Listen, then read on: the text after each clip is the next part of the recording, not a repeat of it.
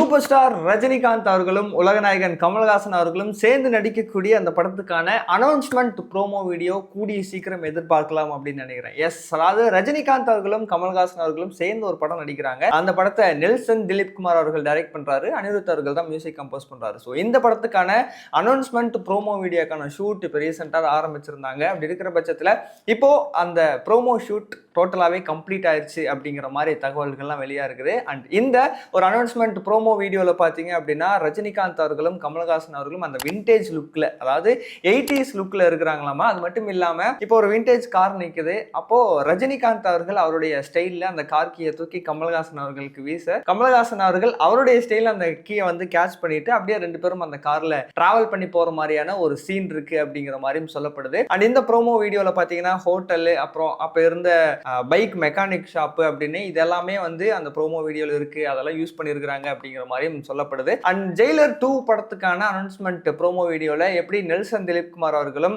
அனிருத் அவர்களும் வந்திருந்தாங்களோ அதே மாதிரி இந்த ஒரு அனௌன்ஸ்மெண்ட் ப்ரோமோ வீடியோலையுமே நெல்சன் திலீப் குமார் அவர்களும் அனிருத் அவர்களும் ஒரு மேக்கப் மேனா ப்ரோமோ வீடியோவில் வராங்க அப்படிங்கிற மாதிரிலாம் சொல்லப்படுது. அண்ட் அது மட்டும் இல்லாமல் இந்த படம் வந்து ஓவராலாகவே இந்த ஒரு ஃப்ரெண்ட்ஷிப்பை பேஸ் பண்ணி, அப்புறம் ரஜினிகாந்த் அவர்களும் கமல்ஹாசன் அவர்களும் முன்னாடி அந்த 80s 90s டைம்ல வந்து ஒரு மாதிரி அவங்களே ஜாலியாக காமெடி எல்லாம் பண்ணிட்டு ஒரு மாதிரி அவங்களோட ஸ்டைல நடிச்சிட்டு இருப்பாங்கல்ல. ஸோ அந்த ரஜினிகாந்த், அந்த ஒரு கமல்ஹாசன் அவர்களை அப்படியே இதில் கொண்டு வந்திருக்காங்க. அண்ட் அது மட்டும் இல்லாமல் நெல்சன் அவருடைய டச், அந்த டார்க் காமெடி அப்படிங்கிறது ஒன்று இருக்குல்ல. ஸோ அதெல்லாம் கலந்து தான் ஒரு படமாக கொடுக்க போறாங்க அப்படிங்கிற மாதிரிலாம் சொல்லப்படுது. அதெல்லாம் என்ன அப்படிங்கிறத நம்ம வெயிட் பண்ணி தான் பார்க்கணும். அண்ட் இப்போ ரஜினிகாந்த் அவர்களுக்கு அப்படின்னு பார்த்தோம் அப்படின்னா ஜெயிலர் 2 வந்து அடுத்தது ரிலீஸுக்காக ரெடி ஆகிட்டு இருக்குது. அது மட்டும் இல்லாமல் கமல்ஹாசன் அவர்கள் ப்ரொடியூஸ் பண்ண ரஜினிகாந்த் அவர்கள் நடிக்கக்கூடிய படம், அதாவது தலைவர் 173, அந்த படத்தை வந்து சிபி சக்கரவர்த்தி அவர்கள் டைரக்ட் பண்றாரு, அனிருத் அவர்கள் மியூசிக் கம்போஸ் பண்றாரு. அது அஃபிஷியல் அனௌன்ஸ்மெண்ட்டே வந்துருச்சு. ஸோ அது மட்டும் இல்லாம அதுக்கப்புறம் கமல்ஹாசன் அவர்கள் கூட சேர்ந்து நடிக்கக்கூடிய இந்த ஒரு படம் அப்படின்னு ரஜினிகாந்த் அவர்கள் ஒரு பக்கமும், இன்னொரு பக்கம் கமல்ஹாசன் அவர்களுக்குமே பாத்தீங்க அப்படின்னா இந்த